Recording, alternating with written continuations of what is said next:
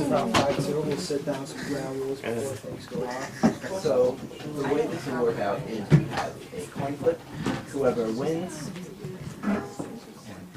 wins will have the first opening statement, which will be 2 minutes.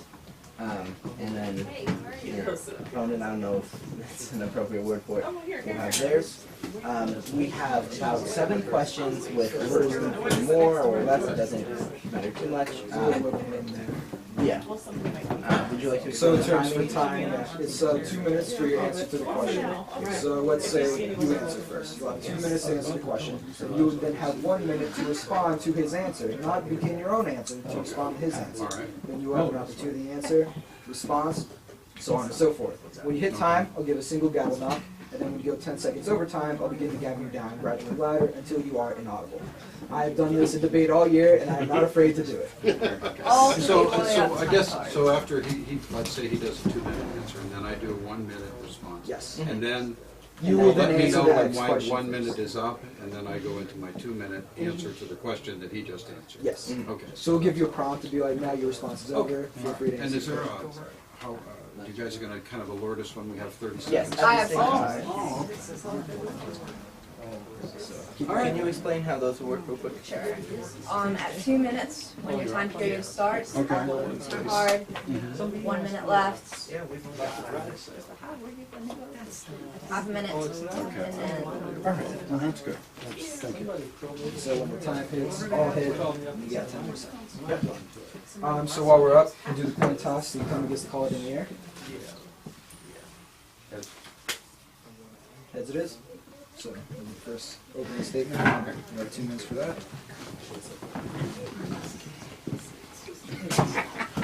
Good afternoon, everyone. I want to thank you for coming out tonight to be present for tonight's Inform debate.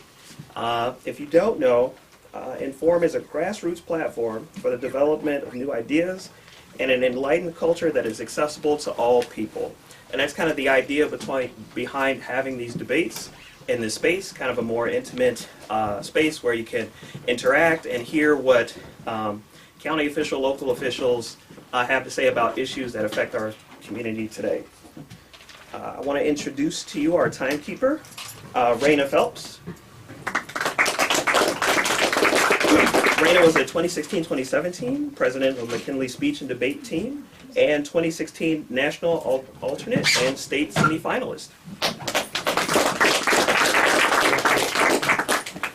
Our moderators today include Max Dubois. Max is the 2016 state champion in dramatic interpretation, current speech and debate president. He's a 2-time state qualifier and 2016 national qualifier.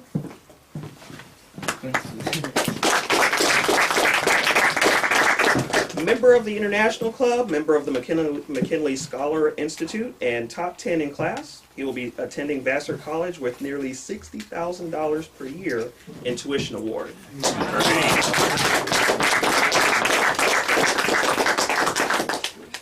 Beside him is Michael Bravos. Michael is the Canton Repository Stark County Teen of the Year.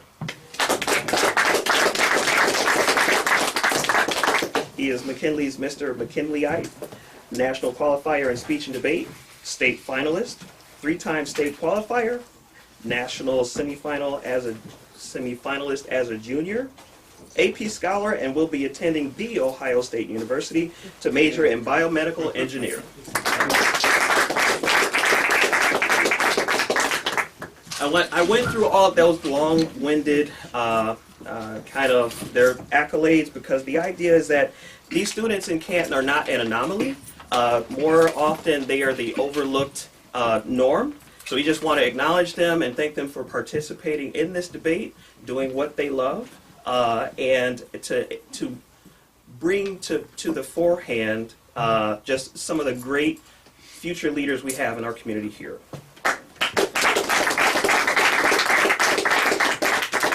Just a couple instructions before we begin today. If you haven't already, please silence your cell phones and electronic devices unless you're covering this. And please hold your applause until the conclusion of the debate. A couple of debate instructions will be, and I don't know if we've gone over these, gentlemen. Just for the audience information, each candidate will be given a 2-minute opening statement. Answers to questions will be limited to 2 minutes. A 1-minute response to each answer will be permitted. Each candidate will be given a 2-minute closing statement. Candidates will be shown their remaining time by the timekeeper. And time limits will be strictly enforced by the moderators.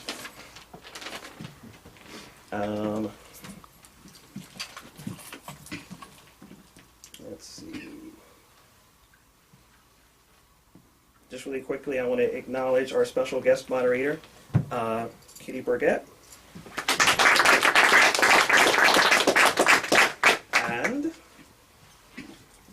we have the incumbent Stark County Prosecuting Attorney, John Ferrero. And the challenger for Stark County Prosecutor, the Prosecuting Attorney, longtime local criminal defense and family attorney, Jeff Jakmides. So with all of that out of the way, I will turn that over to our future leaders and tonight's moderators. Thank you. So, since you won the coin toss, Mr. Ferraro, you have the honor to give the first opening statement. Thank you very much. Good evening, everyone. For those of you that don't know me, I'm John Ferrero. I'm your current Stark County Prosecutor. I've been in that position for 13 years as of March the 3rd. I was appointed when Bob Horowitz was elected to probate court.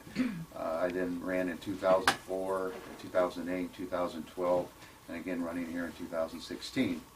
Prior to that, I was the Massillon Law Director / Prosecutor for the Massillon Municipal Court from 1988 through 2003. I've been a prosecutor for the majority of my legal career. While I was prosecutor in Massillon, I was also able to do a part-time law practice. I did a lot of family law and personal injury cases there.